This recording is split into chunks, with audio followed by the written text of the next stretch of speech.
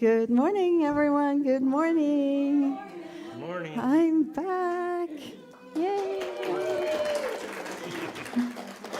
Welcome to all of you. And let's start our service this morning with singing. And we're going to please stand and sing, I'd Like to Teach the World to Sing.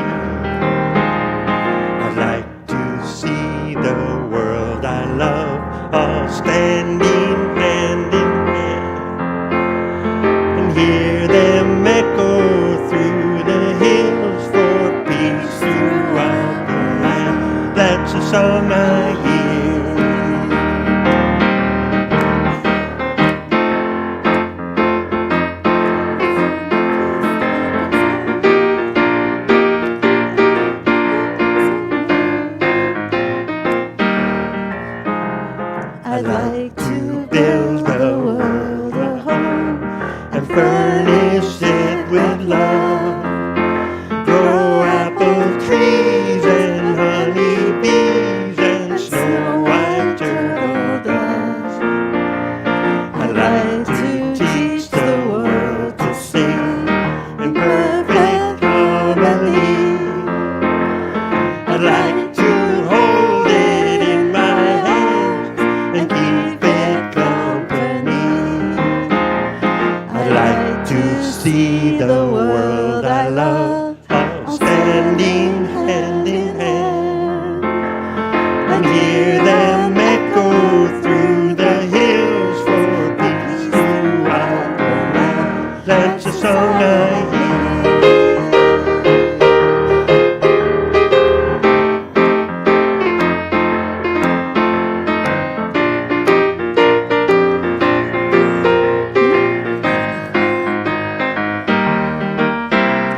I'd like to teach the world to sing in perfect harmony.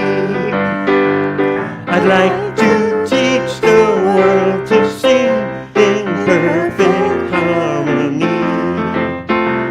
I'd like to teach the world to sing in perfect harmony. One more time. I'd like to teach the world to sing in perfect harmony. That's a song I hear. That's a song I hear. Jesus. Watch me. 8. Yes, he did. Yay. Wow, isn't it nice to have such an uplifting song to start our morning? And thank you, Peter. Welcome back. Thank you. Welcome back, Reverend Rona. I didn't go anywhere. Well, it feels like you have gone places, and I know I have, and it's nice that we're both back. Welcome to each one of you. I am Reverend Rona Segura, and it is my pleasure and privilege to be the leader of this group, this community of love and support and fun and upliftment. It is an honor to be the minister here at Unity of New Westminster. And if you are joining us and you've been here before, welcome back. If you are joining us for the very first time, I welcome you. I hope you enjoy your experience with us today. And if you are joining us online, either live or sometime in the future, then on behalf of all of us here, a very warm welcome to you from Unity in New Westminster, beautiful British Columbia, Canada. And when the camera went right to Cindy. There you go. That's awesome. Why are we here? Well, the Unity movement, and here, especially at Unity of New Westminster, we offer ideas for full and abundant living. We draw on the teachings of Jesus, who we consider our primary way shower and example, and we honor that there is wisdom to be found in faith traditions all over the planet. There's wisdom to be found in song and in story and in movies and in poetry and in prose. And there's wisdom to be found in our life experiences, which is some of what I will share with you today. Our goal here is to offer ideas so that you may consider ways to add more calm, contentment, and connection to your life. All are welcome here. All are worthy here. All are celebrated here. Let us begin our program in a time of affirmative and centering prayer. We begin with gratitude as we acknowledge that we are on the traditional and ancestral territory of the Cultivate First Nation. We are so grateful for the privilege to share this land. We are here to sing together, to laugh together, to be inspired, and to consider ideas. Ideas that remind us that we are all one, that we are all connected to each other. Connected because there is no spot that God is not. And whatever our understanding may be for that one creative power in which we live and breathe and have our being, we embrace the idea that it is one. Some call that power God, others Allah, Creator, the universe, life, nature, science, quantum, energy. By whatever our understanding may be for the creative energy in which we live, we embrace the idea that it is one. And we are all part of that energy. We are all expressions of that energy. And what we do to one affects all, even in the most minuscule way. And so we step forward today to extend an intention, a blessing, a prayer, that every person on this planet may know that they are loved, that they matter. We extend a blessing for peace, for healing, for calm and contentment. Knowing that our prayer makes a difference. And for this knowing and for this power to bless, we give thanks. Amen. Today, we are welcoming 2 new people to share our platform duties today. Violet is going to read our daily word for us, and then Hunter is going to read our announcements. Yay! And if you are interested to join in joining that roster of people to stand up here and be seen and be part of our leadership on a Sunday morning, then please let me know. I would love to see each one of you up here at some time in the future. So in a moment, Violet, I'm going to ask you to come up and read the daily word.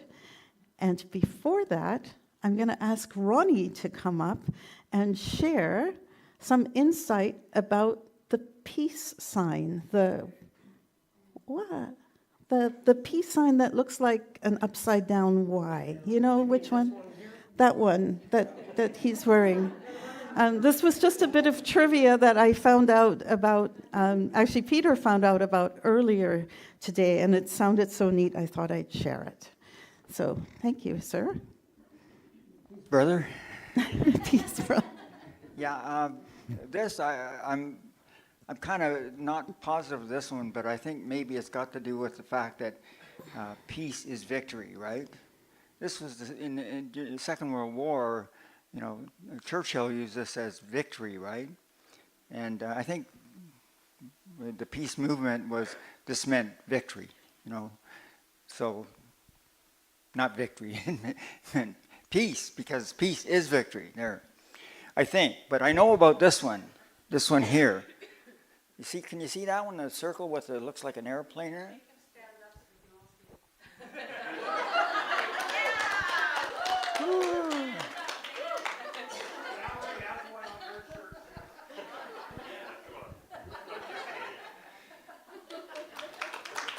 Yay! So that's peace sign was developed in the 50s when they had the ban the bond movement, and it was also known as nuclear disarmament because it was a threat to humankind and to our world. Still is, eh? And hello? Okay. So anyway, have you got any seafarers in the group here? How about some Boy Scouts? No? Well, I was a Boy Scout, and I took semaphore, right? Boy Scouts do that, yeah, semaphore. Do you know what semaphore is? That's, you know, using your arms to, yeah. They use it, they don't use it anymore. They've got more sophisticated communication systems than that, but they used to use it from boat to boat, right? So anyway, in semaphore,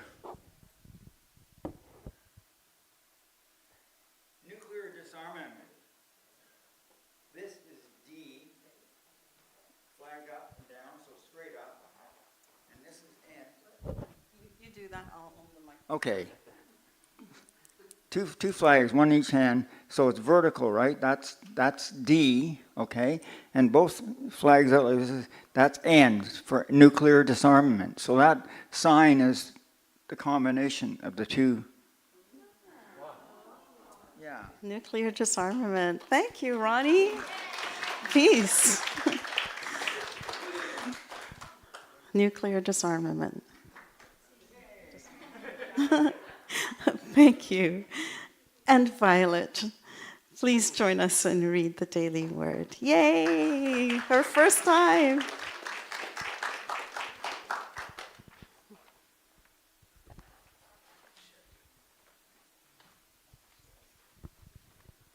Good morning. The theme for today's daily word is world peace. The peace in my heart changes the world. I believe world peace is possible even in the presence of strife and conflict. In prayer, I find eternal, changeless calm. I commune deeply with the peaceful presence, expressing in and through me and every other person on earth. As each of us embodies more and more of our spiritual natures, our thoughts and actions become synchronized more easily and more harmoniously with divine life, love, and peace. If members of the human family created the state of the world as it is now, then we must also have the power to make new and better choices. I imagine peace radiating from me and like-minded others, creating ripples of harmony throughout the world. I imagine this healing, loving energy blessing all the world. This reading was inspired by Paul's first letter to the Thessalonians, chapter 5, verse 15. See that none of you repays evil for evil, but always seek to do good to one another and to all. And now, let's all enjoy this timeless classic, Give Me Love.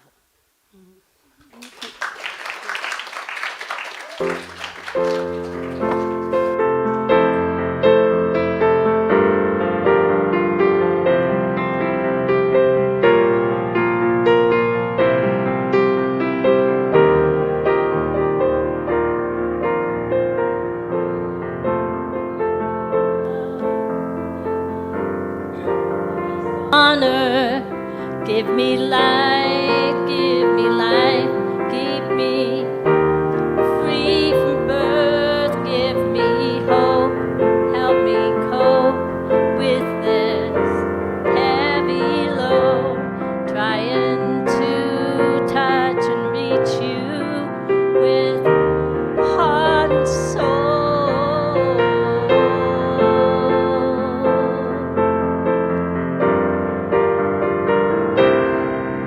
Give me love, give me love, give me peace on earth, give me light, give me life, keep me free from birth, give me hope, help me cope with this heavy load, trying to touch and reach you with heart and soul.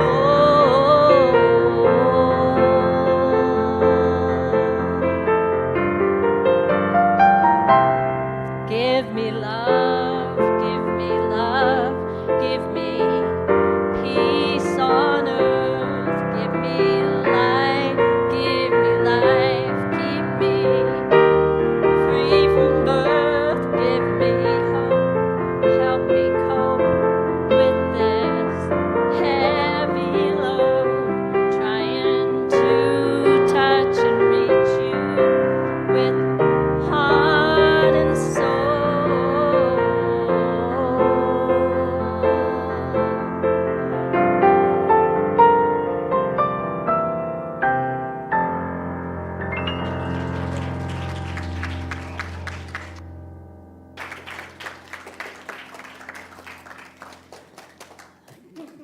Kim Wade, wow, thank you. As we ready ourselves to hear today's message, I invite you to close your eyes with me as we move into a time of meditation. And if it feels more comfortable for you to leave your eyes open, then just allow them to rest gently as we move into this place of stillness and quiet. As we give ourselves this gift of a peaceful pause.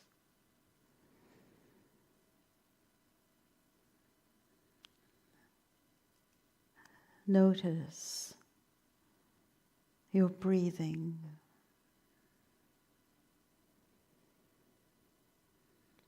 It's as if life breathes you in and out, in and out, in and out, in this most beautiful rhythm of new life, cleansing life, a new life, cleansing life.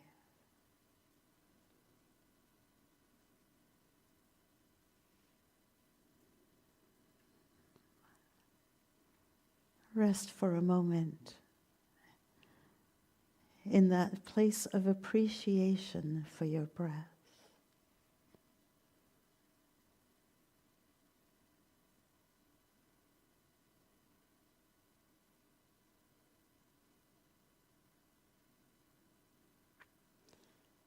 You may notice that your mind continues to be busy.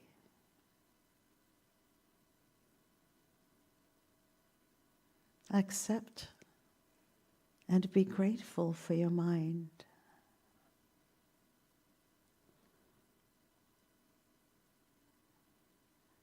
And reassure your thoughts that you'll come back.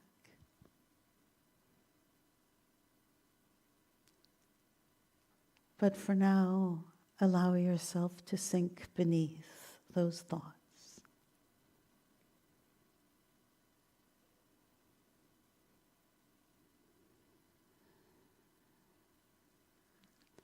As we hear the Rosicrucian contribution to peace, the wisdom of the ages found in these words.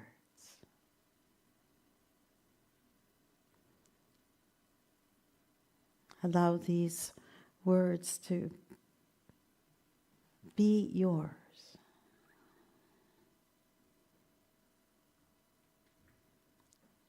I contribute to peace when I strive to express the best of myself in my contact with others.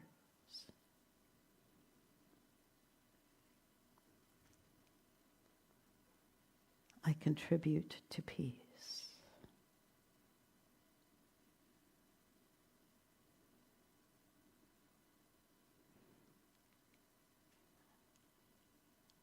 I contribute to peace when I use my intelligence and my abilities to serve the good.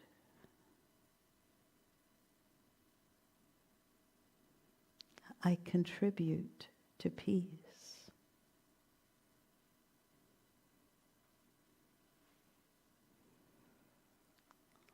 I contribute to peace when I feel compassion toward all those who suffer.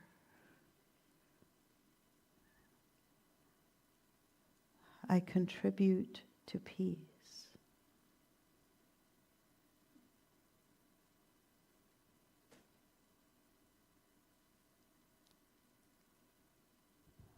I contribute to peace when I look upon all men and women as my brothers and sisters, regardless of race, of culture, or religion.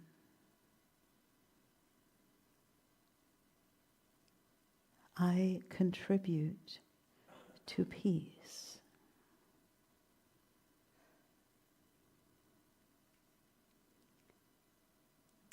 I contribute to peace when I rejoice over the happiness of others and I pray for their well-being. I contribute to peace.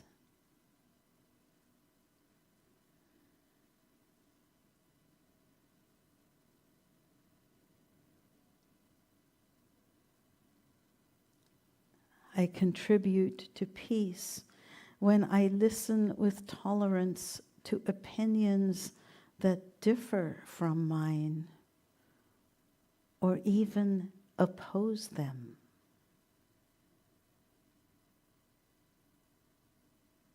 I contribute to peace.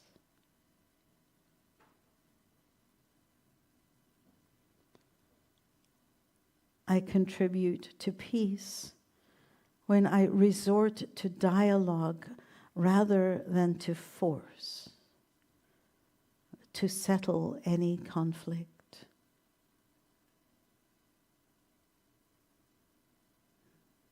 I contribute to peace.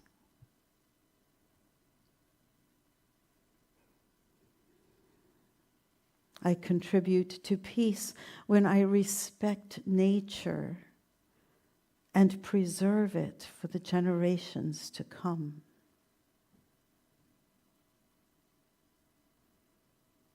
I contribute to peace.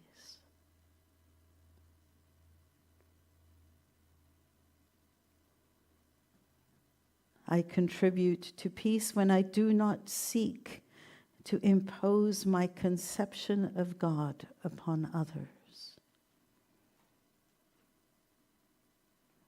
I contribute to peace.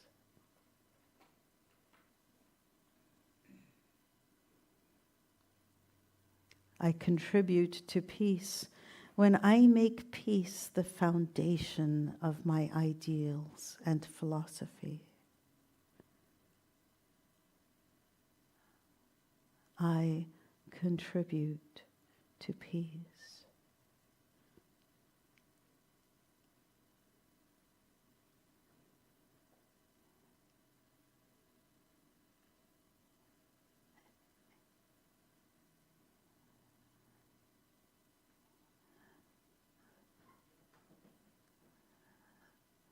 Unity's statement of peace. Unity stands for peace in the presence of conflict, for love in the presence of hatred, for forgiveness in the presence of injury.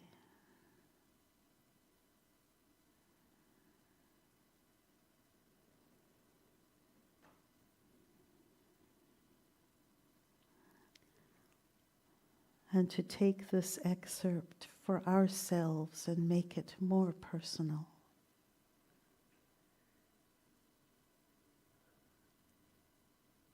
I stand for peace in the presence of conflict. I stand for love in the presence of hatred. I stand for forgiveness in the presence of injury.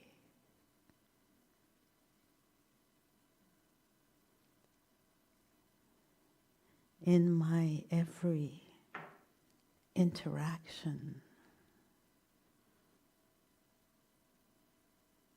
I stand for peace. And when there are times that I injure, I stand for forgiveness. When I am injured, I stand for forgiveness.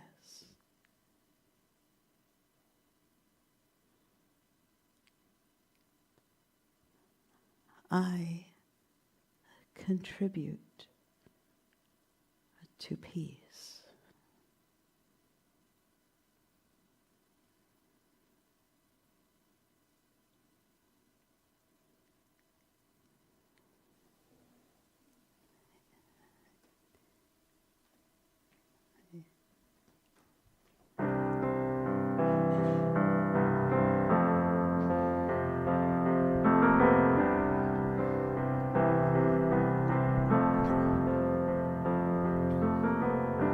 Imagine there's no heaven. It's easy if you try. No hell below us. Above us only sky. Imagine there's no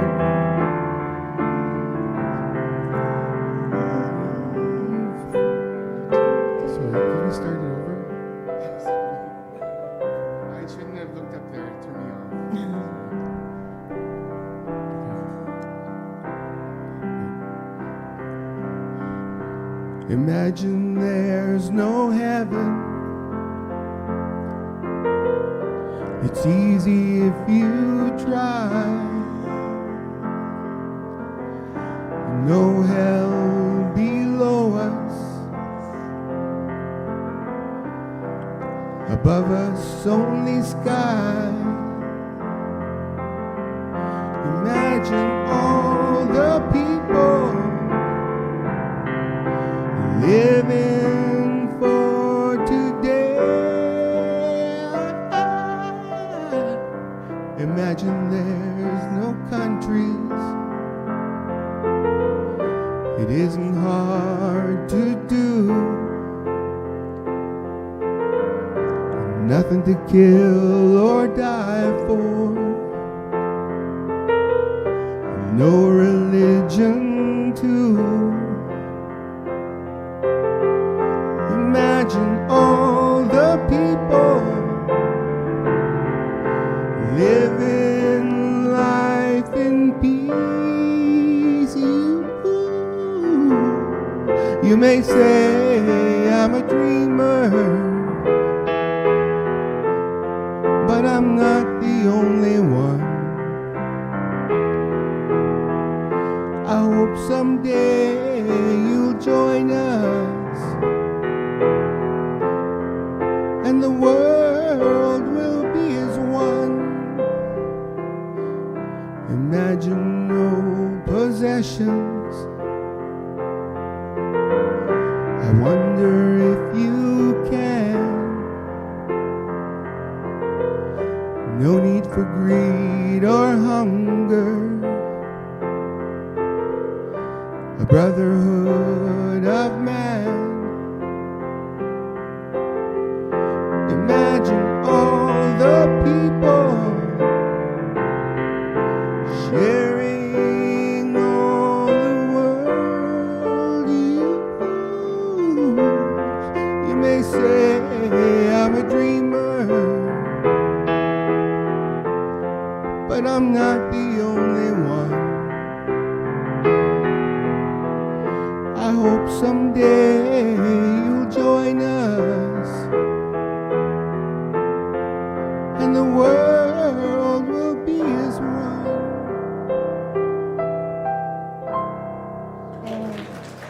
Thank you.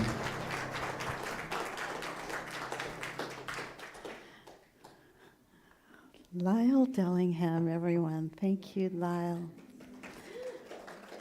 And a perfect example of self-forgiveness. It wasn't working the way you wanted. You stopped. You said, can we start again? There's always an opportunity to start again. Thank you for modeling that for us.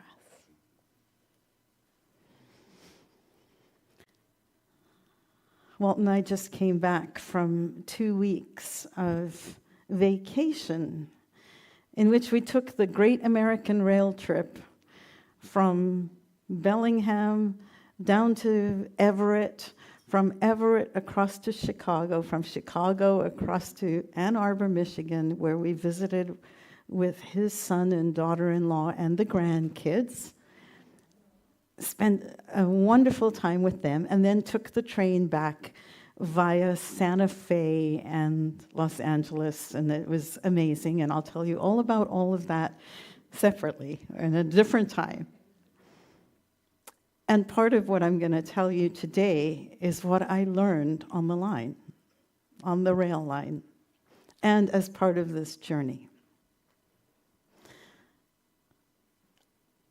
When we were there in Michigan visiting with the family, we went to Greenfield Village, Michigan, which is just outside of Detroit, and it is a place that was envisioned and created by Henry Ford. It's right beside the Henry Ford Museum, and it's like, think of it like Disney World for history geeks.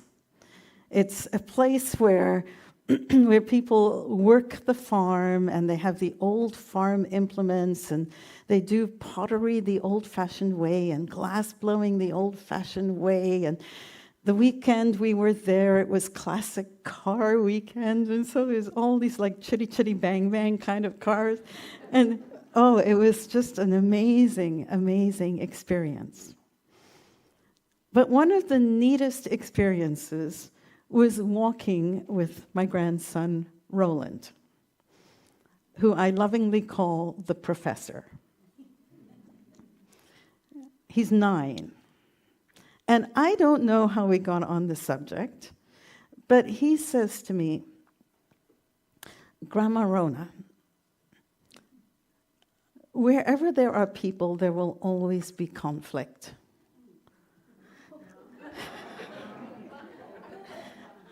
And I looked at this 9-year-old, and we were right at the Wright Brothers exhibition. Like it's an amazing place. So it's stuck in my mind exactly where he made this statement.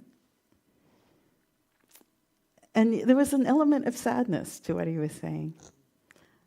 And I looked at him and I said, well, I wonder, Roland, is that true? Does that have to be true? Is it possible that where there are people, there will always be conflicting opinions, conflicting viewpoints? But does that have to necessarily lead to conflict? And you could see his little brain. Because I don't think he'd ever considered that there might be a distinction. And I wonder how many of us have ever thought about that there could be a distinction. Because what is true is that, yes, wherever we have more than one person, there will be conflicting opinion.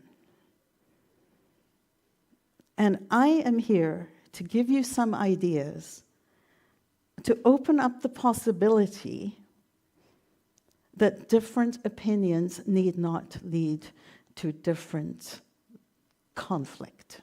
Conflicting opinions, conflicting viewpoints need not lead to conflict. And if only we could learn this. Imagine where our world would be if we could accept that, yes, there will be difference. And no, it does not need to lead to war. What if? And the reason this was so prevalent for me was because of this lovely discussion, but it was also partly because I knew that we were having this talk. I would be doing this talk today. This weekend, September 21st, is considered the International Day of Peace by the United Nations. And tell me if this doesn't feel a little dissonant to you right now. Because here's what I reached out on the internet, and it says, each year, the International Day of Peace is observed around the world on 21st of September.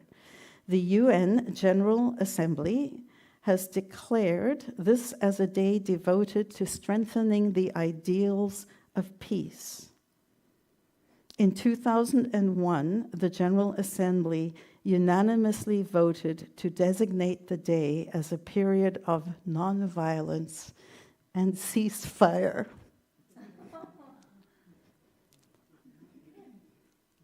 Nonviolence and ceasefire.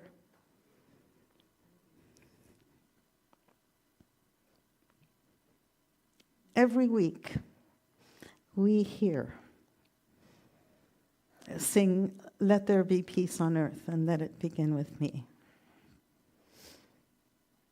The thing is that sometimes we don't know how to let peace begin with us. Here are some ideas.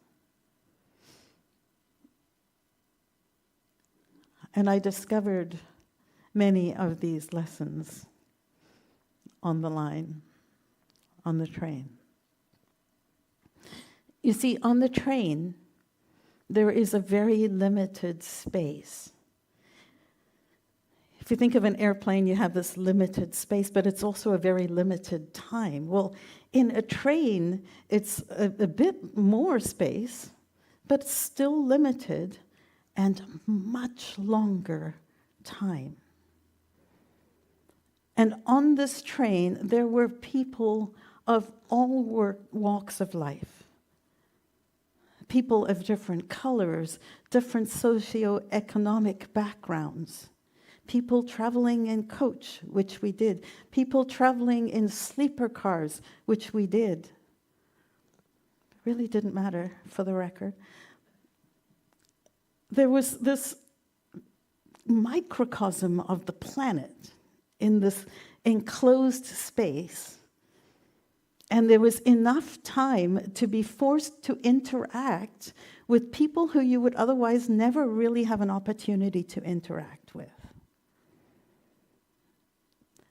And it was marvelous. And as I sat and experienced this soup of various cultures and various languages and people coming together and sometimes just being in their coach cars and sleeper cars and sleeping, but sometimes coming into the observation car and actually connecting with another across the aisle, so to speak. It was like, here is the answer to world peace. In this container of differences. And so I should have titled this talk, Peace Begins in the Observation Car. Because here's what I noticed. First, we move toward others. In this train, we had the option to stay in our sleepers or our coach cars, and there's nothing wrong with that. It was comfortable, it was peaceful all the way, so nothing wrong with that. But the magic happened in the observation car. So there was an intentional, I am going to move towards making a connection with someone else, being willing to be open, to be in this place where everybody else is. So, move towards connection. And then what I noticed is that there was this ease. People made it easy to connect with each other.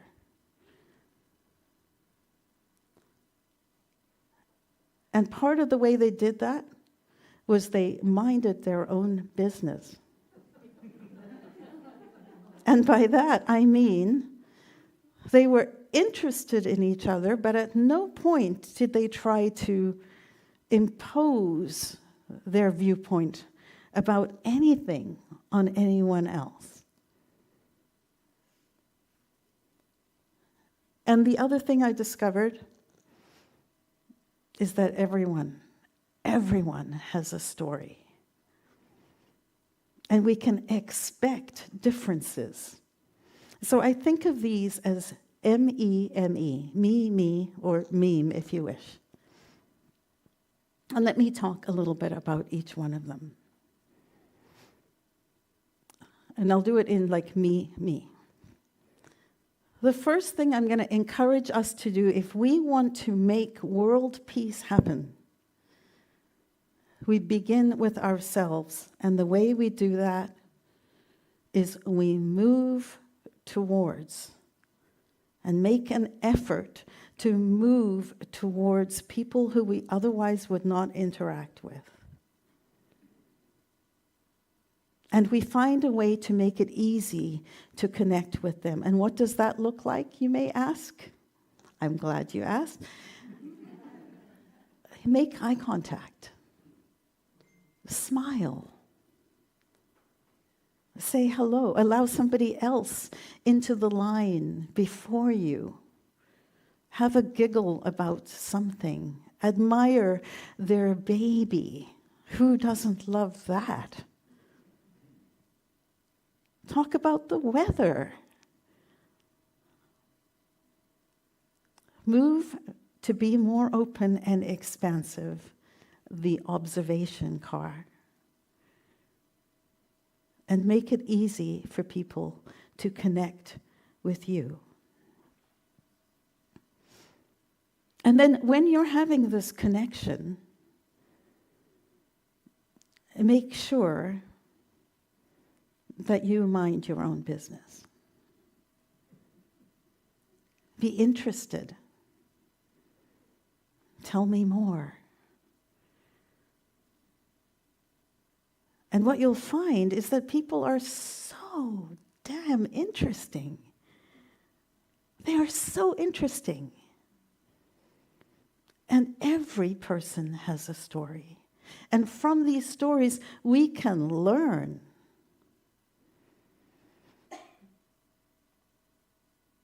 Here's an example of this move and ease first. I'm sitting there on, I don't know what day it was, early in the morning, and there in the observation car. And there's a group of people playing cards, and there was another group of people, that was the day before, who were very excited to see the end of Montana, because Montana's really long. And so they were celebrating when we moved from Montana to Indiana, or wherever it was, at Illinois, wherever it was that we were moving to next, a bunch of young people. So there was this sort of like, the party was in the observation car. And on this particular morning, I overheard behind me a group of Amish people. Now, Amish people travel the train a lot between Chicago and wherever else they were going. I know one group who I was talking to was heading to Mexico, and it was a really interesting experience, because how often do people interact with people who are Amish? Where do you get the opportunity to interact with people who are Amish, or for that matter, any other belief system and faith tradition? The train. So I'm overhearing this conversation, and this Amtrak employee named Eric was having a chit-chat, and I tell the story with all of their permission. He was having a chit-chat with this group of people who were Amish. And he was saying to them how he obviously is familiar. He's been on the train many, many years. And he had been traveling in upstate New York and gone up to Pennsylvania or someplace like that on vacation, was staying in a hotel and wandering around the town. And lo and behold, some of the people who had been on one of his trains recognized him and insisted that he check out of the hotel and come and stay with them for the week. And they fed him, and they made sure that he had everything he needed. And he said, and I quote, "It was wonderful." He then told a story of a tear in his jacket. He had been on the train, and he was called away to somewhere, and he took his Amtrak jacket off, and one of the Amish people noticed that it had a little tear. And by the time he came back, it had been repaired. And then somebody else was saying something about how the night before, one of the other guests on the train had a toothache. And one of the Amish people heard them, connected with them, made it easy, and offered peppermint oil, which eased his pain. And next thing you know, and again I quote, the guy was laughing and chatting.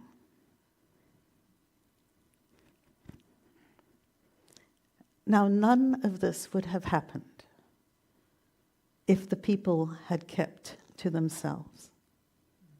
None of these moments of connection would have happened if people weren't willing to make a little move out of their comfortable sleeping car coach seat to a place where they were exposed to more people. And even then, it wouldn't have happened if the people hadn't made it easy on each other with connection, with small talk. Because all of a sudden then, we come to the part of our humanity, which is, I care about you heart to heart. And when I care about you heart to heart, all of those other differences don't matter.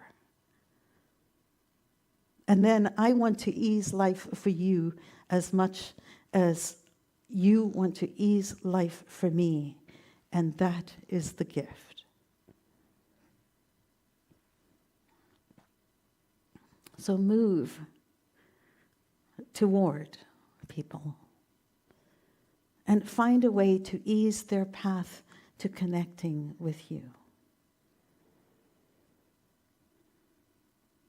And remember to mind your own damn business.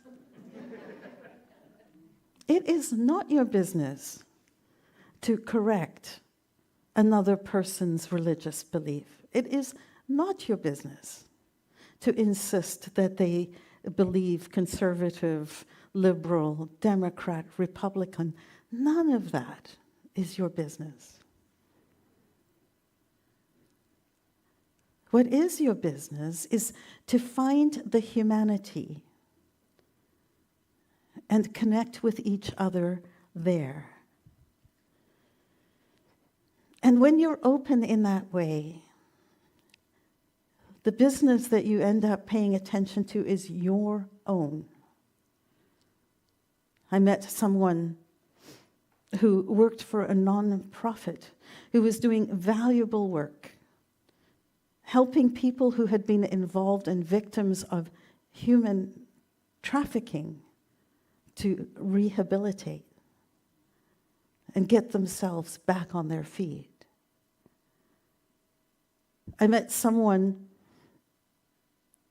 who was a veteran, who was coming out of a really painful divorce and who was wise enough to realize he needed some space. And so he got on the train. A reminder for me that there are people out there with wise approaches and interesting and painful stories.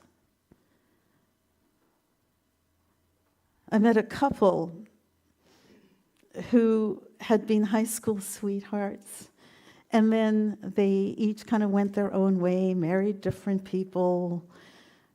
You know that story, got divorced, eventually found each other again, got back together, and were on their honeymoon. And I said, well, how many years have you been married? Because it sounds like it's been a while. And they're like, every time we go on vacation, it is a honeymoon.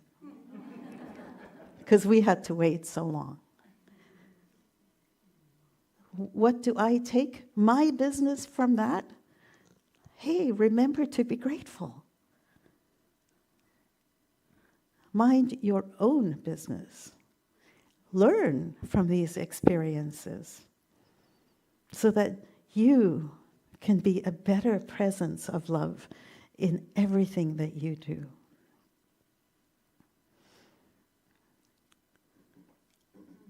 People will be people. And it may be self-evident, but it's also true that we have so many things that are in common with each other. We all breathe.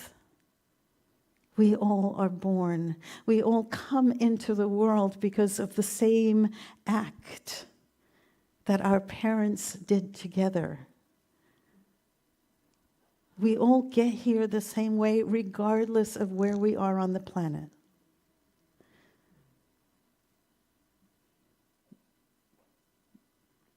We all know laughter. We all know the power of love. We all know the pain of hurt. We all walk and talk and run and think and cry. We all breathe. We all bleed. And we bleed the same color. And yet we are, each one of us, uniquely different. Isn't it amazing that there are 8 billion of us on this planet and not one of us looks the same as the other? What kind of intelligence takes these parts of us and can form them so differently that 8 billion iterations of us show up? That each one of us has a unique fingerprint. Each one of us has a unique eye print. Well, how cuckoo for Cocoa Puffs is it to think that we're going to see the world the same way? We, each of us, are different. Our goal, then, is to move to the observation car, to a place where we can interact with more people, find a way to make it easy to make a connection, use those common things that we have and use them to connect. Let's use the experiences of people for our own business. Expect that there will be differences. Don't be surprised by them.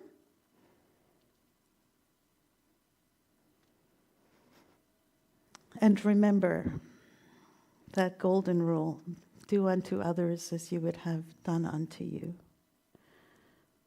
And remember what Jesus said, whatever you did for one of the least of these, my brothers and sisters, you've done to me. We create world peace, one person, one connection, one idea at a time. We're one human family on one planet. Just like that train was one, essentially, planet with all of us on it.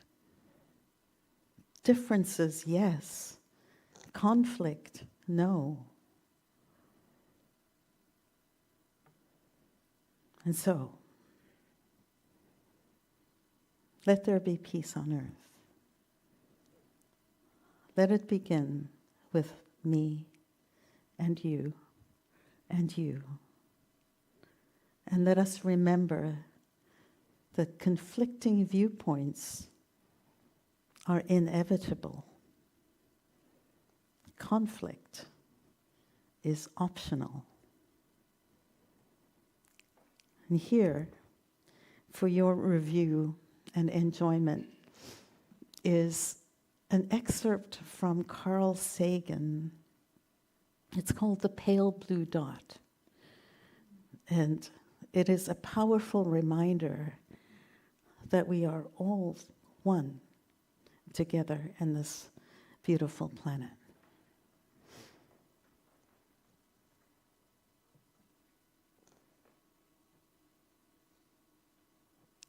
You may have, okay, go. You may have to hit it again or turn the volume up.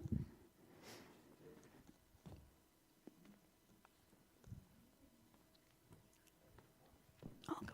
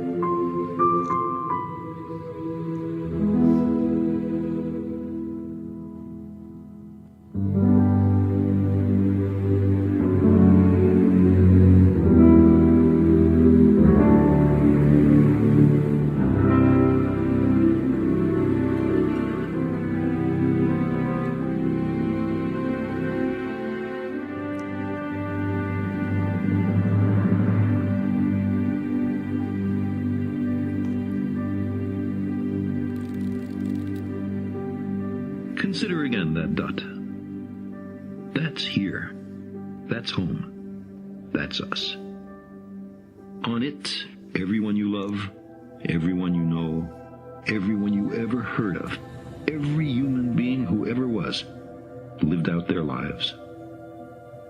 The aggregate of our joy and suffering, thousands of confident religions, ideologies, and economic doctrines, every hunter and forager, every hero and coward, every creator and destroyer of civilization, every king and peasant, every young couple in love, every mother and father, hopeful child, inventor and explorer, every teacher of morals, every corrupt politician, every superstar, every supreme leader, every saint and sinner in the history of our species lived there, on the mote of dust, suspended in a sunbeam. The Earth is a very small stage in a vast cosmic arena. Think of the rivers of blood spilled by all those generals and emperors, so that in glory and triumph they could become the momentary masters of a fraction of a dot.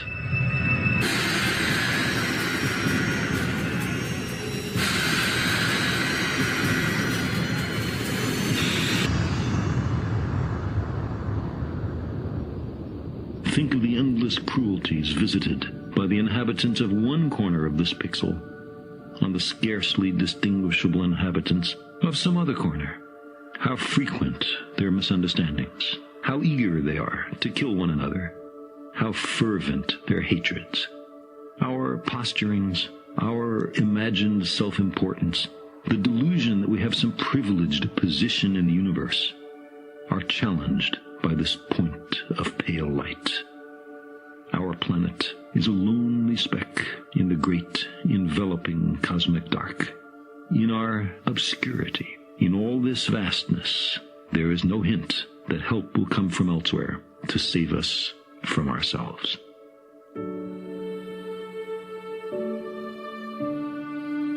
The Earth is the only world known so far to harbor life. There is nowhere else, at least in the near future, to which our species could migrate. Visit? Yes. Settle? Not yet. Like it or not, for the moment, the Earth is where we make our stand.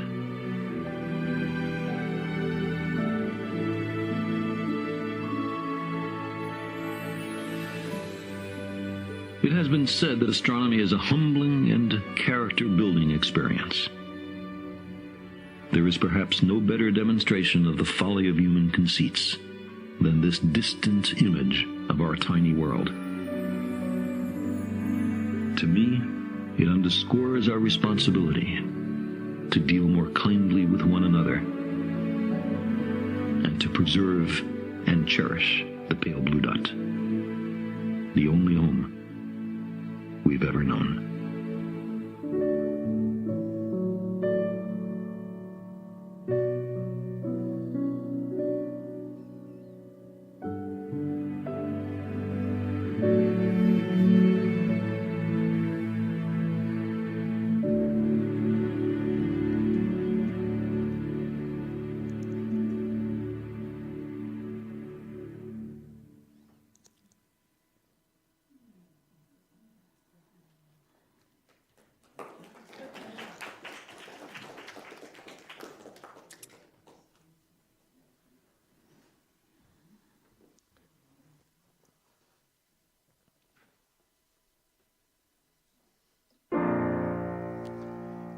Well, Carl Sagan, that's a tough act to follow. I can do it. I'm going to do it. Blowing in the Wind. We all know that song. And I was thinking about it when I was working on the arrangement. So it's 1963. Here's this scrawny kid from Middle America, from Minnesota. He's in New York City with his guitar, his harmonica around his neck, his wild hair. And he's singing a song that became the first real anti-war song and a sort of an anthem for the civil rights movement in the 60s. So I think it's 61 years ago that we first heard this song. And we're still singing it, but sing it with me. We know it. Everybody knows this.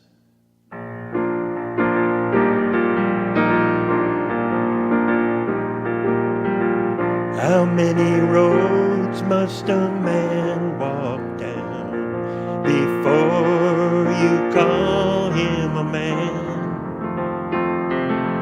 How many seas must a white dove sail before she sleeps in the sand? Yes, and how many times must the cannonballs fly before they're forever banned? The answer, my friend, is blowing in the wind. The answer is blowing in the wind. How many years must a mountain exist before it is washed to the sea? And how many years can some people exist before they're allowed to be free? Yes, and how many times can a man turn his head, pretend that he just doesn't see? The answer, my friend, is blowing in the wind. The answer is blowing in the wind. And how many times must a man look up before he can see the sky? And how many years must one man have before he can hear people cry? Yes, and how many deaths will it take till he knows that too many people have died? The answer, my friend, is blowing in the wind. The answer is blowing in the wind. The answer, my friend, is blowing in the wind. The answer is blowing in the wind.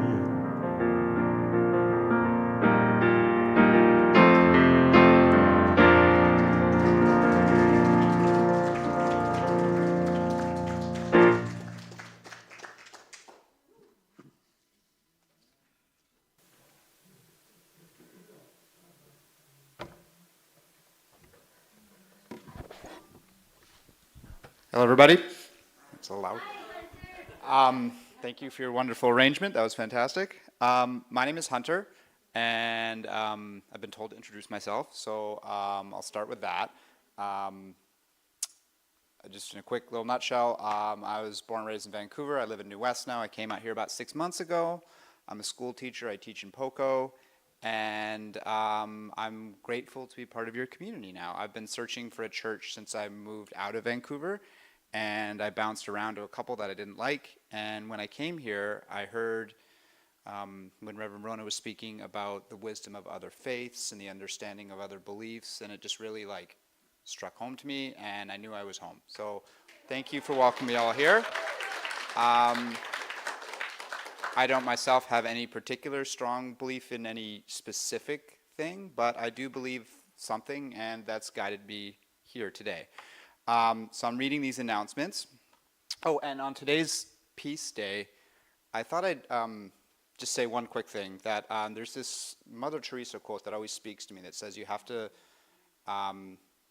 react to, someone has to risk reacting to injury with kindness, because nothing's ever going to change otherwise, right? Now, don't quote me on the exact wording, because I might be wrong about the actual wording for that. Okay, so, announcements. I've talked enough. So please join us at the Zoom tomorrow, Monday meditation, from 10:30 to 11:15.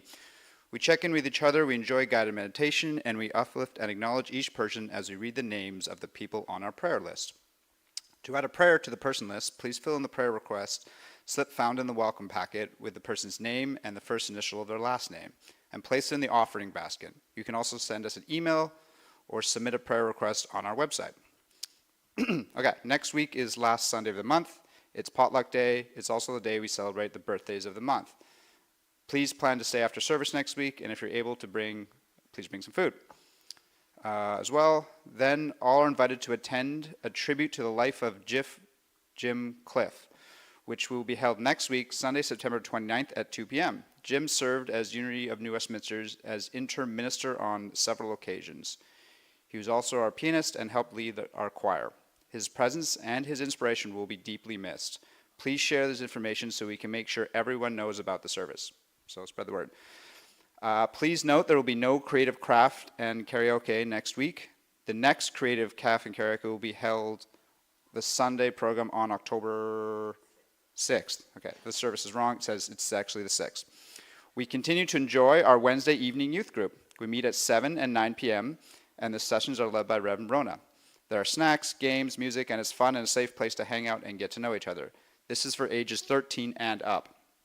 This coming Wednesday, we're going to make the tie-dye t-shirts. Please bring your own plain t-shirt, and the supplies will be provided. We hope you will bring our teens to take part. We hope you will bring your teens to take part. Okay, next page. On October 7th, the youth are inviting you to join them at the All Ages Evening. Yes, on October 7th, you are honorary teens, and that's in quotations, honorary teens. Make your calendars and join us so we can see how much fun we have. Okay, and last, we are grateful for your gifts which support the unity of New Westminster. Many of us contribute with the pre-authorized payments, so if you have not placed anything in the contribute basket today, please bless it silently when it comes to you, then pass the basket along. For our online viewers, hello there, you'll find a donation link in the description of the recording, so click the link, and please like and subscribe to our channel so we can reach more people. ... Please give freely from a place of abundance and gratitude. As we sing our blessing song, please bring in mind something you are grateful for. Then, as we are able, we'll move into the circle for our closing songs. We are so blessed. And we've got the whole world in our hands. Thank you.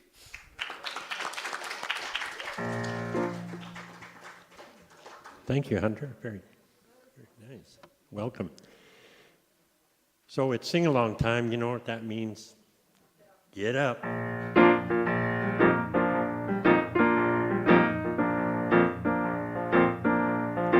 I have so much fun when I come here because I get to meet with Reverend Rona and we go through some of the musical selections. And she told me that she was going to write a few extra verses to the song As We Know and Love to make it as inclusive as possible, and that's why we love her.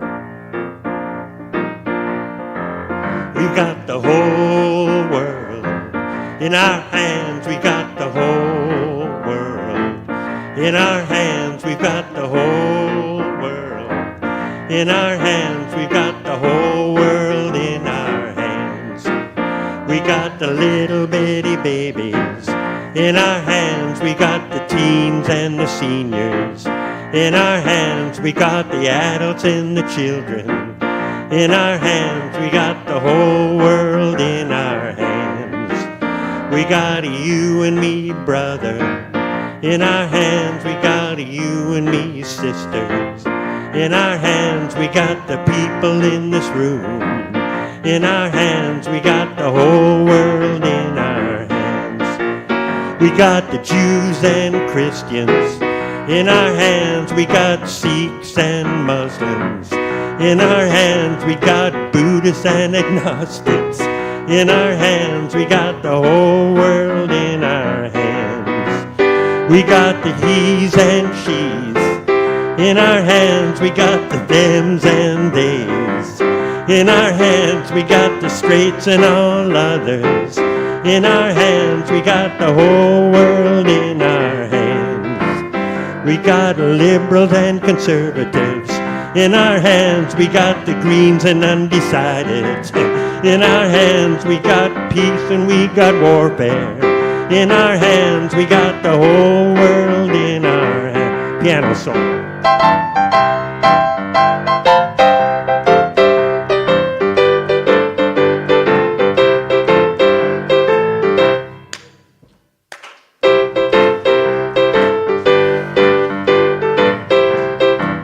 We got the whole world in our hands. We got the whole world in our hands. We got the whole world in our hands. We got the whole world in our hands. We've got the whole world in our hands. We got the whole world in our hands.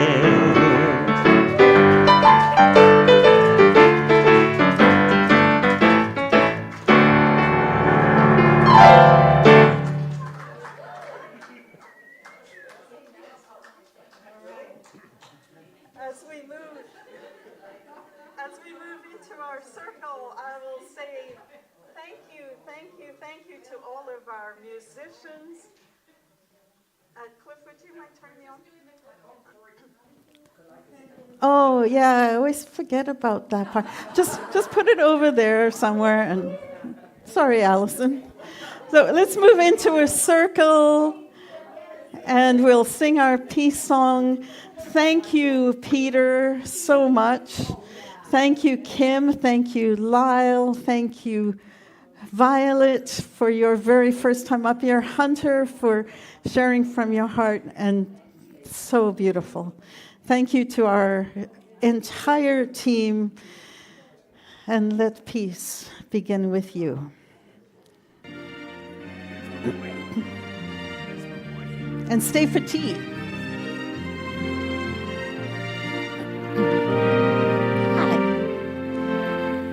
Let there be peace on earth, and let it begin with me.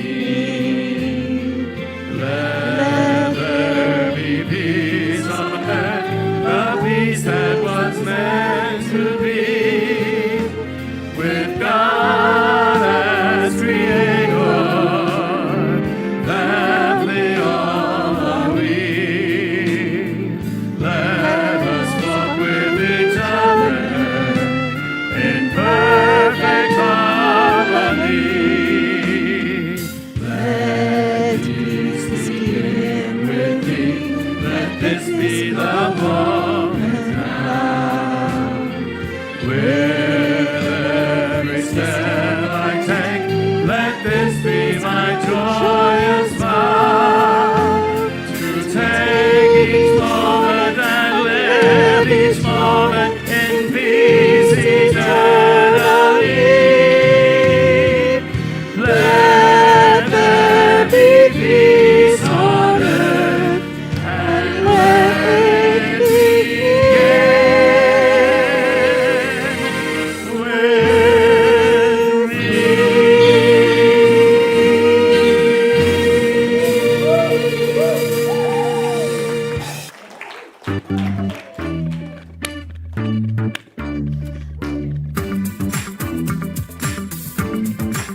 I am the light of God. I am the love of God. I am the power of God. I am the presence of God. Wherever I am, God is.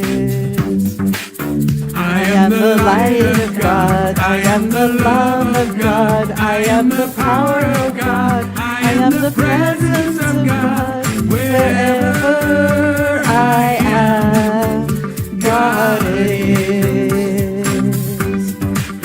You are the light of God. You are the love of God. You are the power of God. You are the presence of God. Wherever you are, God is. You are the light of God. You are the love of God. You are the power of God. You are the presence of God. Wherever you are, God is. We are the light of God. We are are the love of God. We are the power of God. We are the presence of God. Wherever we are, God is, and all is